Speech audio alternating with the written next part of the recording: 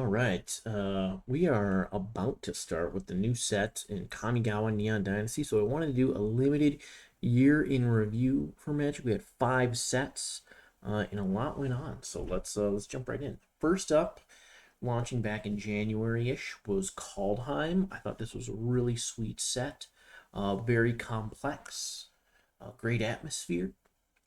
In the format, in the draft, looking back on it, it was kind of dominated by those bombs, right? If you didn't open at Coma or Starnheim Unleashed, Essica's Chariot, there were a few bombs in there that you were trying to chase. If you didn't, you would kind of default into that aggro territory, right? A red-white aggro with a Goldvein Pick or Tormentor's Helm. Those types of cards would usually carry you through. That would be kind of your home base. Over time, the format changed quite a bit, right? When you started out with this format, it was like that soupy multicolor snow deck, blue, green, splash, whatever. Then it morphed into this hardcore aggro format. By the end of it, there was like an elves deck. The Giants deck remained the most powerful deck, I think, throughout the whole format. Um, but by the end of the format, when it matured, I think it got really, really good. It just went through some, because of the complexity, it just went through a lot of different phases. So I do think the set was quite good, quite deep in its gameplay in that regard.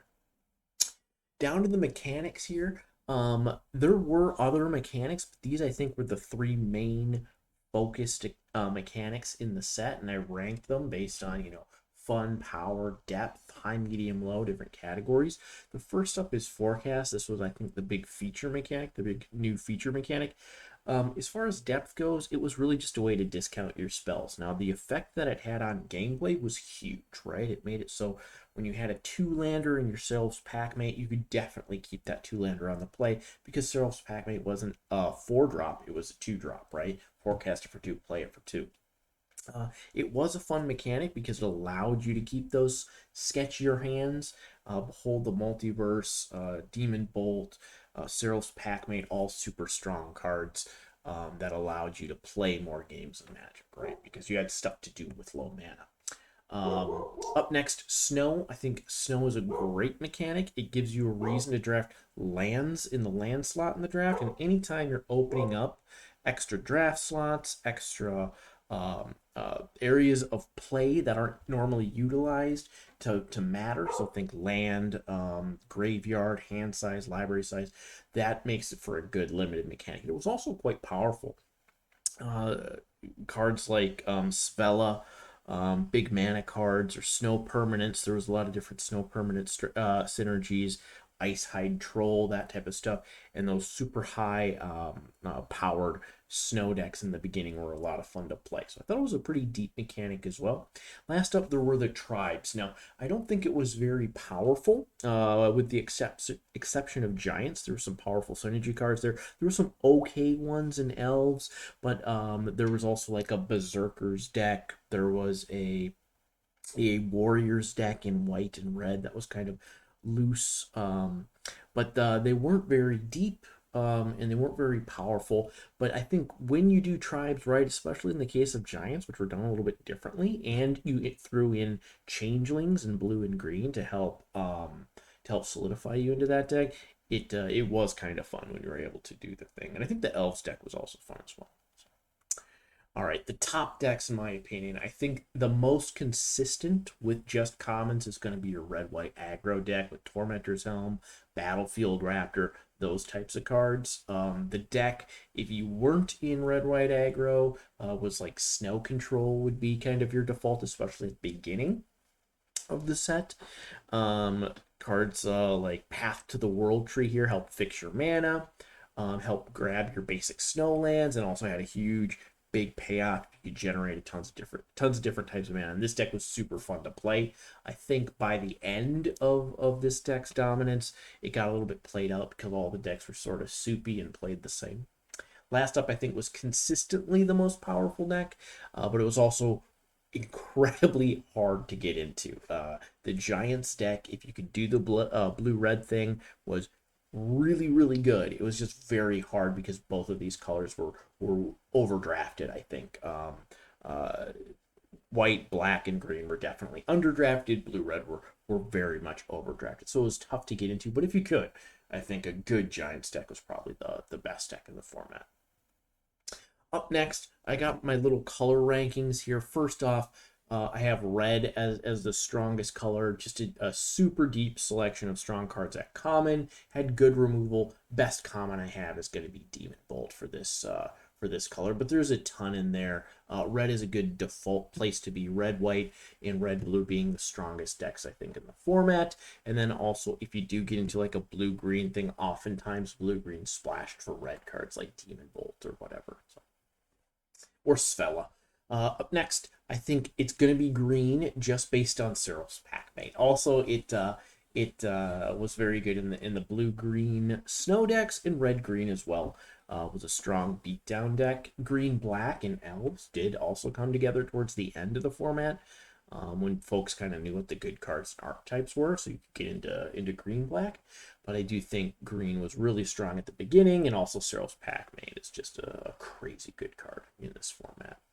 Next up, I have blue. Blue, I think, is overdrafted. It did have some very powerful commons, but it was really thin. It had good snow synergy, but beyond Behold the Multiverse and Mistwalker, I think that your common selection wasn't the best, and so that's why it's in third here. But it was still good in the blue green snow deck, and of course Giants as well. Up next we have black. Black, there was just not that many good commons in black. You had Feed the Serpent, great removal spell, very good because there's a lot of really good bombs in this set. So instant speed, exile anything for 4 mana is really good to deal with your opponent's bombs, but the creature quality was not there, and then there weren't a lot of great commons. And then last up, I have white, even though it was part of one of those really good decks in red-white. There was no snow synergies, and there were no real chase commons, right? You could first pick a Battlefield Raptor if you knew at a certain point of the format you're going to be able to get into that red-white aggro deck, but beyond that, in Story Seeker was the 2/2 lifelinker. There's really not a lot of cards that I would want to play in white. All right, final grade. I'm going to give this one a B. This is on an A through F grading scale. I think this is a solid B. I think it was a really good set, highlighted by I think sagas, and the sack lands were my favorite parts of this set. I love sagas, but anytime you're able to get value out of the land slot, whether it's the snow duels, snow basics, or the sack lands, I think that's a really good thing for a set. Didn't do everything right. Some of the bad stuff, the black-white cast 2 spell sack just didn't come together. It was kind of a flop, unfortunately. And then lastly, the ugly boast was just not a great mechanic. It was just on attack, pay a mana, and get an effect. It just wasn't good. Didn't come together. It wasn't a very inspired mechanic. But oh well. I still think the set was quite good. All right, up next, we have Strixhaven. This is the Harry Potter school set, guild set. And this one was a lot of fun too, I thought. In the format, in the draft, we had kind of a curveball thrown, and that's the mystical archive cards. There were 60-something cards from Magic's history, instants and sorceries only, that you could get. These were like classic cards, like Lightning Bolt, Swords to Plowshares, Memory Lapse, and that really added a lot of flavor to a guild set. In guild sets, there's usually only 5 archetypes, which halves the number of viable archetypes that a normal set would have, so adding these really spiced up the set, and I thought that was really cool. For the meta, environmental sciences. I think this was the most important common. You got a lesson card in each draft pack. Again, they're making use of that basic land slot in the pack itself, and they plopped the lesson card in there, and that was a really good idea. Environmental sciences let you splash, let you fix, let you keep more hands, because you knew as long as you had 2 mana and a way to get it with a learn card, you could fix your mana, get your 3rd mana, and get your deck moving around. So I think this environmental sciences was a critical part of the set, and it really enabled a lot of strategies. As far as gameplay goes, usually you wanted to start off with a good cheap learn card, good cheap lesson, one of the summoning cards, and then I think you wanted to get into Silver Quill as well. which we'll get into later. But you really want to start with one of those lesson learned cards. For the mechanics, you're going to see guilds down there. This is a guild set, much like tribes, and I don't think it's a great mechanic when they introduce that in sets. It does mean you're going to get a lot of gold cards and stuff, which is kind of fun. But as far as that goes, it limits the amount of options you have in draft. So it overall, I think, reduces the fun of the format. It's not a very powerful mechanic in this set because the individual guild mechanics themselves were very powerful. Silverquill had like a +1/+1 counters thing. Quandrix had an 8 mana or get to 8 lands theme, but again, they weren't very powerful, and it's not very deep either. They're just minor little themes. Nothing like the Ravnica mechanics, which were a bit more substantial. Also, lesson learned, which I think saved the format, even though it did make matches repetitive in some cases towards the end.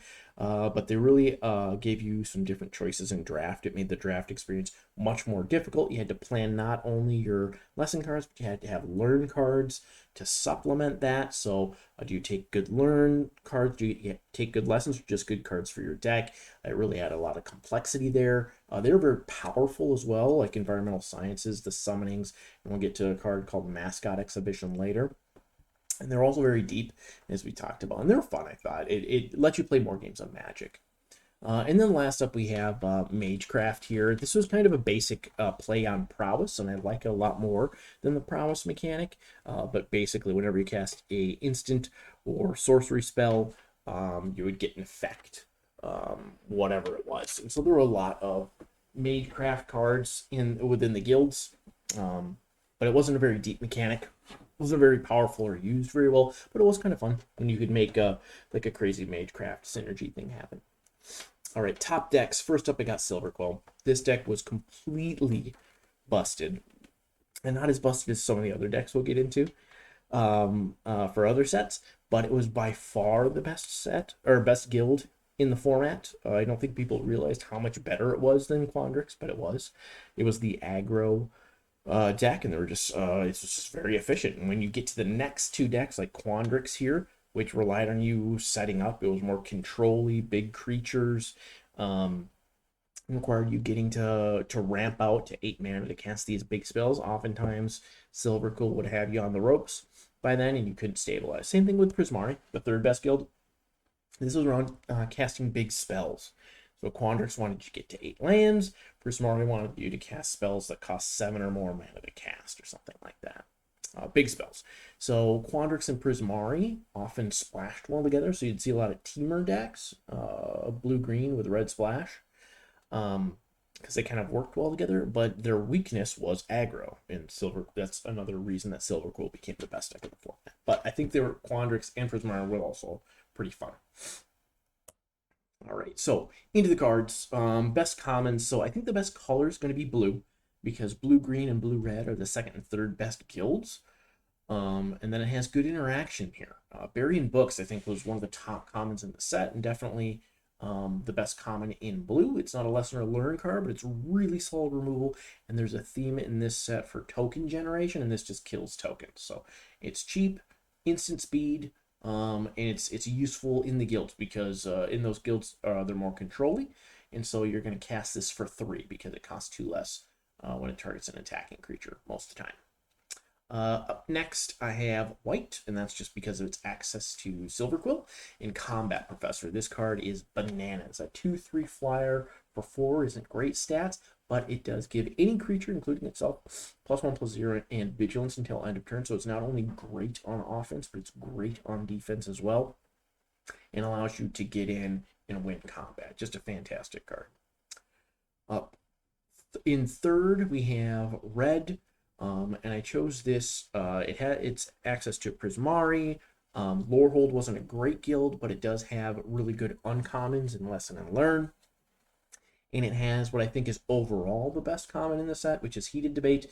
Can't be countered, which is relevant, especially when you have like ward creatures and of course counter spells. But it's a 3 mana, deal 4 at instant speed. So it deals with most of the threats in the format. It's cheap, so it deals with Silverquill stuff like Killian, just the guild leader for that guild. So I do think I'm going to put red slightly above black. Um, in black, I don't think it has very good black commons, and that's because it shares a guild type, or shares a guild with Witherbloom, which was completely terrible in this format. So I chose Hunt for Specimens, which is a cheap learn spell and still useful. You get a token, plus you can go grab your Inkling Summoning or whatever, so you can get your summon spell off your sideboard. And lastly, we have green. Green does have good Quandrix cards, but Witherbloom was almost unplayable in this format. I think the best common's going to be Professor Zoomancy. Great stats, plus you get a little 1/1 token that gains you some life. Also, that can help you stave off some aggressive draws from Silver Quill, help you stabilize the board, gain some life, and then cast out your big spells. All right, final grade. I'm going to give this one a B minus. That's because the guild format for me is just not something that I'm super into because it cuts down on the amount of viable decks. I think the good was the best part of this format was going to be, for me, the Missile Archives. I think it really saved the format because it added a lot of variety and unpredictability to a set which had guilds and lesson learn, which resulted in same decks and same types of cards you'd be seeing. For the bad, I think Mascot Exhibition and some of the bombs like Poet's Quill or Sparring Regimen were just very hard to interact with and very hard to beat. Mascot Exhibition, if your opponent had it, you'd see it every single game you played against them because they're going to have a way to go get it with Learn, and so they get your other bomb every game. And so this kind of ruined a lot of matches. Even though it's mythic, you just saw it a disproportionate amount of times because every time your opponent had it, they would draw it. And then a couple of the rares, difficult to interact with, cheap, and so they made things very hard in the format. And Bomby, despite not having a relatively flat power level, I think the format turned out to be a little Bomby because of that.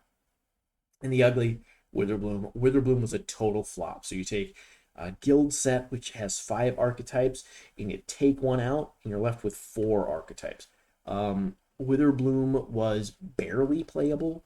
Maybe it comes together once or twice per draft. Maybe one deck it supports per draft, but it was just not good. The mechanics didn't work. The cards weren't powerful enough. It didn't interact well with the format, with the Magecraft. It just was not a good deck type. And the win rate showed it on 17 lands. And so to miss with 20% of the deck archetypes that are viable in the format is pretty ugly for the set. But even with that, I still think Strixhaven was a good set. I'm giving it a B minus, which is definitely passing. So I think this was still a fun set despite the Witherbloom fail. Up next, we have AFR, Dungeons and Dragons Adventures in the Forgotten Realm. I was really hyped for this one. Thought the set was super flavorful and fun at first glance, but let's see how it did. So within the draft, and you'll see a theme right away here. You wanted to draft black red only, and you wanted to be very aggressive. So Battlecry Goblin was kind of a mythic uncommon of this set. Just incredibly powerful card, 2-drop, that could just win the game on its own. So you would want to draft black, red, aggressive creatures or removal to start out with. The meta, I'll never say that right, was play the black-red treasure deck. That's it. Black-red, there was a sacrifice theme as well in it, which was also very powerful. So you'd always want to be black-red. Gameplay, they introduced a dungeon mechanic. The only dungeon that was useful was Lost Mine of Phandelver. There were a couple of other viable deck archetypes here. And so you would end up with some venture cards, and you would just go in the Lost Mine of Phandelver. But for the most part, you wanted to stick with black-red. All right, in as far as mechanics go, there's a lot of red here. Venture, it was fun at first. I think going through the Lost Mine of Phandelver the first few times was cool. A lot of different triggers, compiling those venture cards into your deck could be fun, but it wound up not being very powerful or consequential because you would always go down that middle dungeon. As far as depth, It seemed like it was going to be a deep mechanic at first, no pun intended, but at the end of the day, it just was because you always went down the same dungeon. It was not. There was really a lot of choices. Up next, I have Treasure. This isn't like a new mechanic, but because it was so powerful, I wanted to put it in there. It's not really a fun mechanic. It could be fun if it's done in a different way. I think Treasure can be cool. But it was so powerful in this set, you just drafted all the treasure cards, and there was no depth to it because they were better than the other cards. And last up was dice rolling, which was a complete flop. It was completely inconsequential. The blue-red dice roll deck did not work, so it wound up not being fun, not being powerful, not having any depth to it. All right, top decks, treasure. Like I've been saying, this was really the only deck to play in a draft pot of 8 people. Probably 3 of them would be black red, maybe 4 would be just black red, and then you would have a couple of folks in the white green life gain deck, and then a couple in the red green beats deck. Now, the white green life gain deck, when it came together, was kind of fun. If you get clear at class and a rare called Teleportation Circle and some Priests of Ancient Lore, could be a lot of fun to play, and it could steal some games. Definitely a good white green life gain deck could beat a bad treasure deck.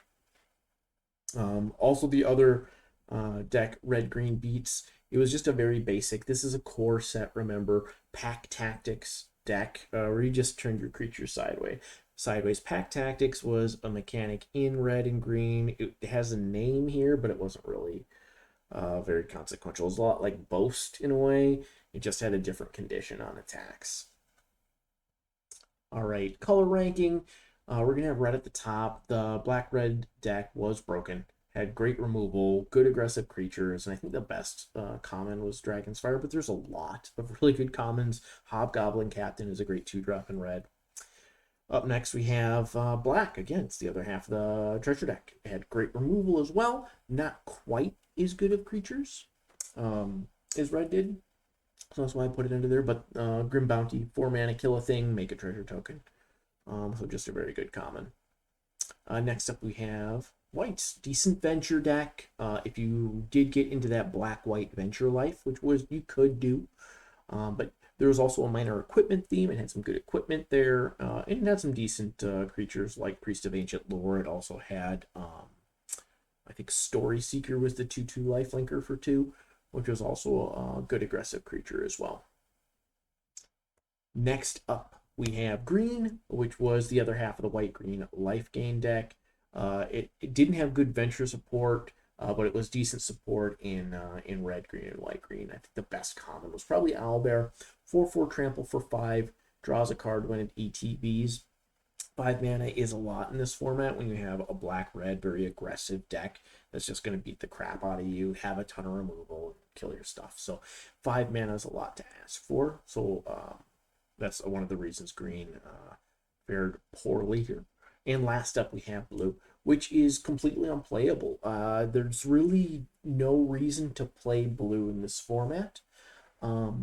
I don't think there's a single card, even in rare or mythic, that would make me play a blue deck. I would rather splash a blue mythic or rare in a red-black treasure deck because treasure splashes so well with this color. So blue, I think, was completely unplayable, and it's the reason I grade this set so low. And that's final grade is D-.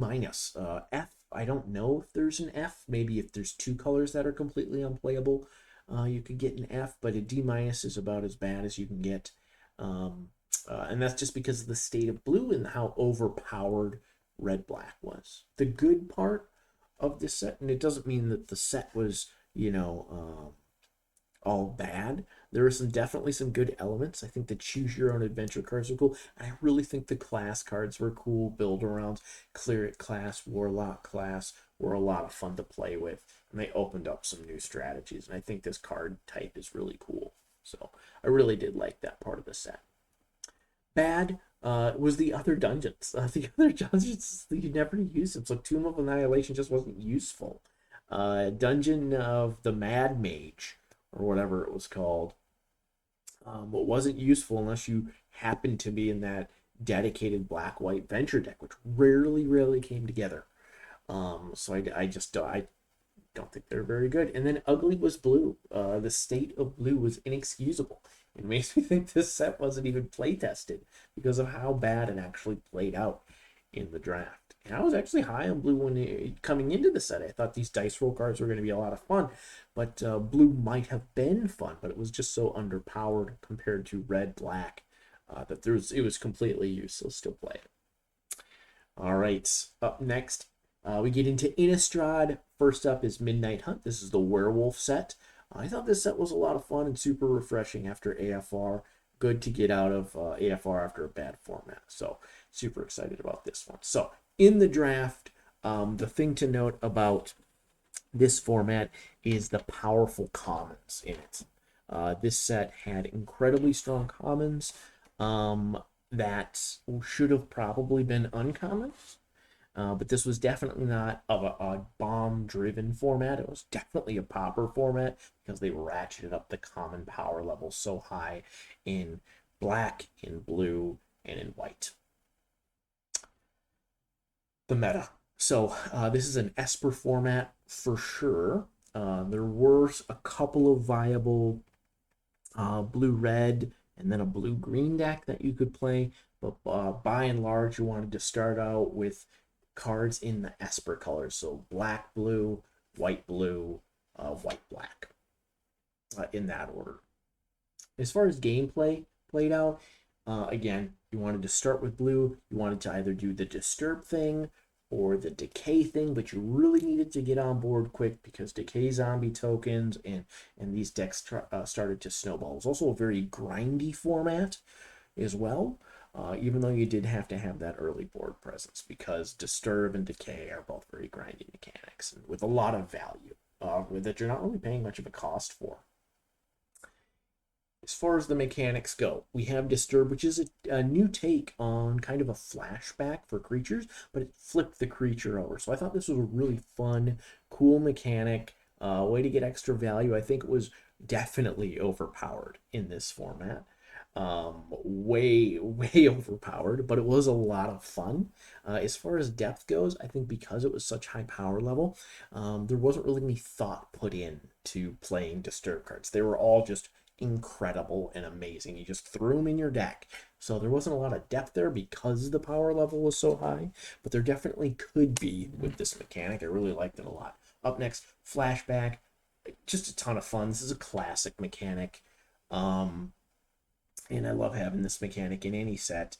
This is on Instance of Sorcery where you can cast them out of the graveyard. So it adds a lot into deck building where you don't want your opponent to be able to get value from their flashback cards, so it makes graveyard removal a priority, so it affects your draft. It's a lot of fun to be able to plan out your deck to take advantage of instants and sorceries, so spells matter decks become a lot of fun. And it is a highly powerful mechanic, but I don't think it's overpowered in the way that Disturb was. Last up, this is the werewolf set, and so they redid day night to be day-bound bound, and they made a keyword out of it, and it completely flopped. So we'll get into that. It was a complete flop from them. The mechanic isn't terrible, but it was not fun, is not fun. It was incredibly underpowered, and it wasn't deep either. There really wasn't any thought. You couldn't play spells on your turn to flip it tonight, and you could play 2 spells to flip it back today. So there were a couple of cards that tried to exploit the day-night cycle, and if they would have gone further with that mechanic, I could have jumped up the depth on this, because then I think you are making some interesting decisions to try to get it to flip back and forth between day and night. All right, so the top decks. First up, we have Black Blue Decay. This deck was completely busted, and you could probably reliably draft this the entire format, and even if 3 or 4 people were in your pod drafting, you'd still end up with a decent deck. And the reason for that is these decay tokens, 2/2 black zombie creature tokens, they didn't really add a lot of mana or place a lot of value on them. They really undervalued what that token was worth and the type of synergies that they had around it. There was a sacrifice synergy in black. There were cards that could tap these things to get you an effect so you could keep reusing them. And then there was just a critical mass of them at some point, and you could just overwhelm your opponent. And that happened quite a bit. So I think Decay was incredibly powerful. Up next, Black Blue Disturb. So by the end of the format, this was the most powerful deck. And that's because white wasn't as highly drafted as black. And these disturb cards you could get a little bit later than the decay cards. So blue black or white blue disturb, I think, was also incredibly powerful just from the amount of value. Each of your creatures came back from the dead. So if your opponent spent removal on it, you just 2-for-1 your opponent because your creature gets to come back. So it made removal so much worse to have these disturb cards in your deck for your opponent. So up next, white black sacrifice. This was quite a bit worse than the first two, but it was still good just based on the power of decay cards and disturb cards. There were completely busted uncommons like Morbid Opportunist, the best uncommon in the set, that triggered off of decay zombies dying, so that you could just cash in your tokens for cards and then you draw your whole deck and you just overwhelm your opponent. It was completely broken. So these were the top 3 decks, and up next are our color ranking. So blue is going to be at the top. It's part of the top 2 decks, white blue and black blue. Deep roster of incredible commons, interaction, decay triggers, disturb creatures for value, and what I think might be the best common ever printed in Organ Hoarder. 4 mana for a 3/2 zombie, so it has relevant types because there is zombie tribal in this format. And when it ETBs, you draw the best of your top 3 cards, and you get other value because there's disturb and flashback in this set. You put the other 2 in your yard, and if you're doing those things, you might just be able to draw 2 with this. So just an incredibly busted, broken, powerful comp. Just ridiculous. Up next, we have black. Again, great roster of decay enablers, sacrifice outlets, strong removal in this set. 3 really good removal spells. And Ecstatic Awakener is actually my pick for best common, even better than Diregraph Horde. It's a 1 mana 1/1. 3 mana, sack a creature, draw a card, and then it turns into a 4/4. So a common play pattern was play this on turn 1, play a Novice Occultist on turn 2, which is 1/2. When it dies, you draw a card, lose a life.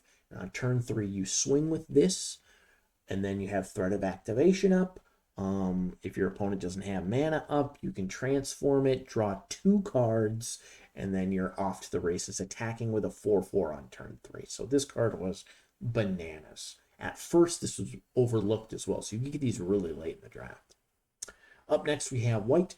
Great disturb roster for value, strong roster of commons. Again, another 1-drop, Lunarch Veteran. It was just a 1/1 for 1, and it cause you to gain life whenever you cast a creature.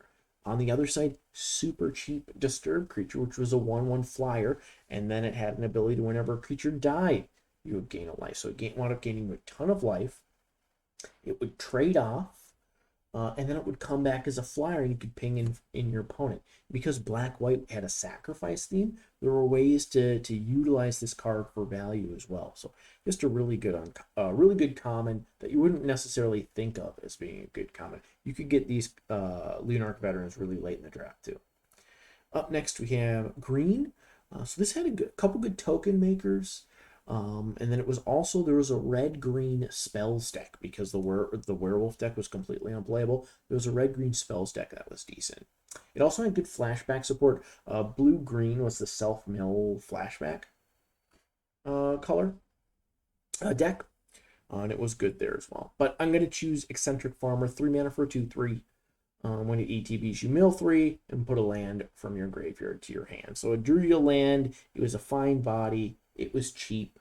And then it enabled, if you were green-blue, if you had some disturbed creatures or flashback spells, you could put those in the yard for you. Lastly, we have red, poor red, but there was a blue-red spells matter deck that was decent, but unfortunately, Red White wasn't good. Red Black Vampires wasn't great, and then it had Red Green, which was unplayable. The best card, I think, from the stats are Neonate Rush.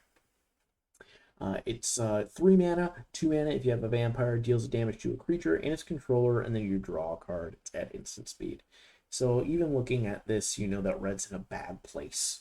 They did have a card, 3 mana for an instant speed removal spell, deal 3 damage to any target called Moonrager Slash. But because of disturb creatures, oftentimes you just be 2-for-1ing yourself. If you were to cast on a disturb creature, this way at least you get your card back with Neonate's Rush, and then that's why I put it above Moonrager Slash. All right, for this set, final grade C+. I think the reason it's not a B or a B- is purely because of the Daybound Nightbound Werewolf deck. But as far as good goes, I think the introduction of the Disturb mechanic was really, really good. I really, really liked it. It was terribly overpowered, but they did kind of fix that in Crimson Vow in the next set. But yeah, I think this ability was really cool, and I hope it comes back at some point. Bad, again, werewolves were completely useless in the set. They were underpowered, and there was really no reason to play them. I think there was a rare that you would play Tolovar's Huntmaster, but other than that, almost all of them were useless. And ugly, again, I can't emphasize it enough, but Daybound Nightbound was a total flop, and that's supposed to be the signature mechanic of the set. Come on, Wizards, what are you doing? So the signature mechanic, the werewolf set, had real bad werewolves, and Daybound Nightbound just wasn't a great mechanic to begin with. All right, up next, lastly, we have Crimson Vow. There's Soren there. This one rounded out the year, and we've been stuck with it for a while, and it's a decent set. It's not bad, but we got 5 sets this year, so looking forward to the next one. All right, in the format and in the draft. Thing to note about this set is it's incredibly bomb heavy. The bombs, a lot of people thought ruined the set at the beginning, but I don't think that's the case, purely because there's so many of them that you're likely to have one too. And then there's also some decent removal in this set, and it really jumped up the value of removal to get to help compensate for the ridiculous game-winning bombs everywhere all over the set. So removal was able to compensate somewhat for this. For the meta, it's again a red focused set, black red in particular. Blood was introduced. It's the major mechanic here, and it was very, very strong. So you want to start off usually in red, getting some blood synergies, enablers, ways to make blood tokens, because they help smooth out your draw. They help avoid land flood late in the game. As far as gameplay goes, again, I was talking about those removal or those bombs. Removal is going to be at a premium in the set, and that's just to deal with the bombs. But luckily, there is very good removal in the set. Bleed Dry, I think, is the best removal spell in the set, but there's a ton of it in white, in red, and then, of course, black has good removal as well. All right, into the mechanics here. So up first, we have Blood. I think the power level of this is very high. It helps smooth your draws. I think it's a good mechanic, but basically a blood token is just a little artifact token. Pay 1 and discard a card to draw a card. So if you're flooded late game, it helps you draw into spells, and if you use it early and you're stuck on lands, you can discard a spell to try to speed through your deck and hit your land drop. So it is a fun mechanic because it allows you to play more games of Magic and avoid land flood, land screw. As far as depth goes, it's not a very deep mechanic. It's a very simple mechanic, which isn't, it's not bad that it's simple, but you just basically want to have jam some blood cards into your deck just so you can play more games of Magic, right? Up next, Disturb came back in a slightly different form, and it's still super fun, but they amped down the power of it a little bit, which was really good, and it made the depth go up because you have to actually make decisions. So instead of creatures disturbing back as another creature, they disturb back as an enchantment to put on your other creatures. And so that, I think, was a really good change that knocked down that power level a little bit and helped you to make choices, more meaningful choices during the match. course, they brought day-night back. It didn't change from being not very fun or interesting or deep or provide a lot of decisions, because there's no more of those cards that cared about you switching the day-night cycle. They just have some wolves and werewolves, but they did ratchet up the power level by making the day side of the werewolf be powerful, as well as the night side of the werewolf be powerful for different reasons, and in some cases anyway. So I think the power level was quite a bit better here. All right, the top decks. First up, we got Black, Red, Blood. So this gave you your best removal, gave you a lot of great bombs, and then the blood tokens as well to help speed into your removal in case your opponent played a bomb, help get you out of land flood late game. So these wound up being very grindy decks. And then also in the early game, if you were screwed, you can discard some cards to help hit your land drop. So this was, I think, the most powerful deck in the format. Up next, we have Blue-White Disturb again.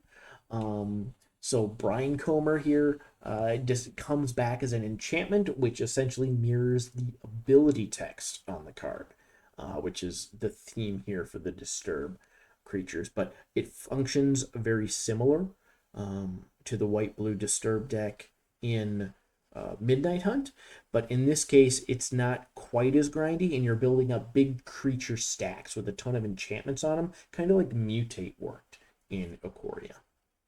Last up, we have Green-Red Wolves, and this was really built on the strength of its uncommons. So Ballista Watcher is one of the better uncommons in the set, and then there's Wolfkin Outcast, I believe the card is, which is a 6/5 at night. Whenever a wolf or werewolf dies, you are allowed to draw a card. You get to draw a card. So that's also a very powerful uncommon. There's also Paxson Pup. So this is really built on the strength of those green-red signpost uncommons being so powerful in this format. All right, so color ranking here. Again, we're seeing red at the top of the list. So we have strong blood enablers, synergies, good removal, deep roster of commons, good wolf synergies. I think the best common is probably Flame Blessed Bolt because it is super cheap and it exiles, which is really relevant with Disturb creatures and all the recursion in the format. Being able to kill or finish off one of your opponent's bombs and make sure that they can't bring it back with like a blood fountain or something, there's a lot of recursion in the set, is super key. Up next, we have Black. Again, strong blood enablers and synergies, good removal suite, and then deep roster of commons. The only thing they're lacking is those wolves. But we already talked about Bleed Dry. We don't need to get any further into that. I think it's the best common in Black, but there are quite a few good ones. Next, we have White. This is a good Disturb roster. There's a life gain deck, Black-White, that I think is quite powerful. Again, you're seeing a theme here. It's removal based. So this was between this or Traveling Minister. And I'm going to choose the removal spell here. It is kind of clunky, but for 6 mana, you can just destroy a creature at instant speed. And so late in the game, it does help kill your opponent's bombs at instant speed, which you sometimes need to do. And then also, if you're one of those defensive Disturb decks, you can kill something for cheap. Next up, we have a blue.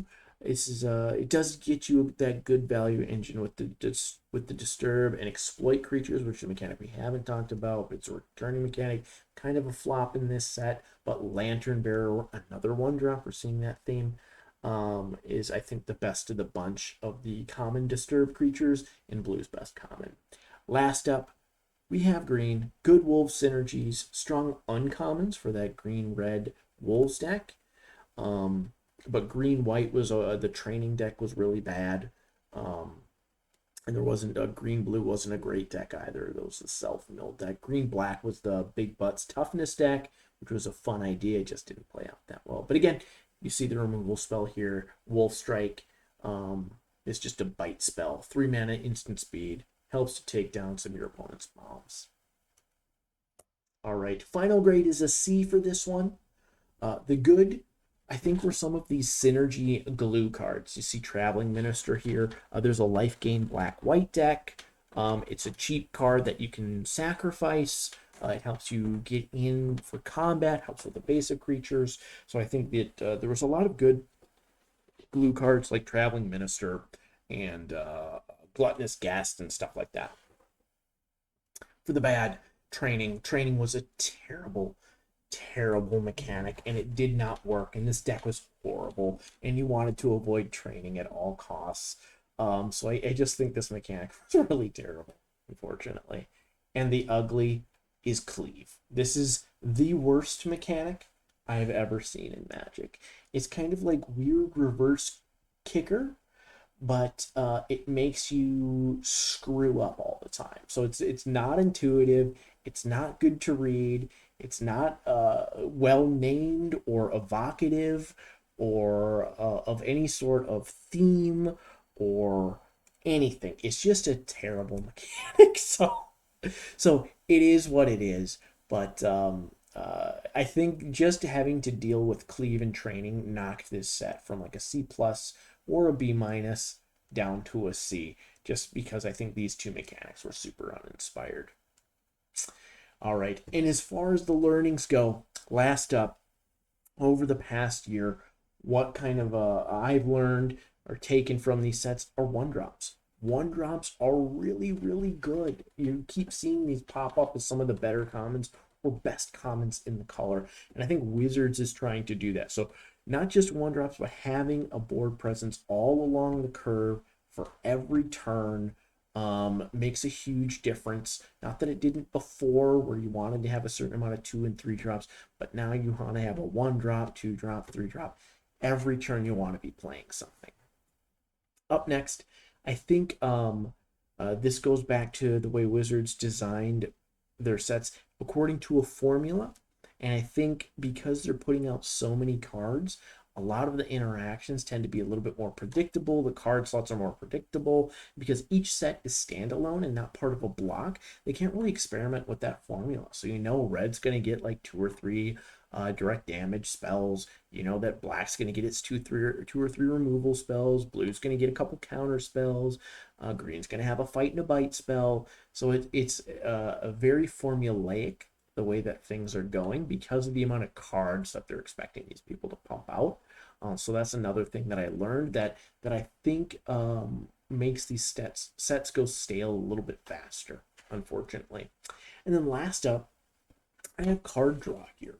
And what do I mean by that? Well, I think raw card draw isn't as powerful anymore because you're playing other cards and you have stuff to do with your mana every single turn, right? These sets are designed so you're either going through your whole deck with blood, or you're disturbing your creatures back from the graveyard, or you're getting a lesson spell from your deck with your learn card, or whatever that looks like.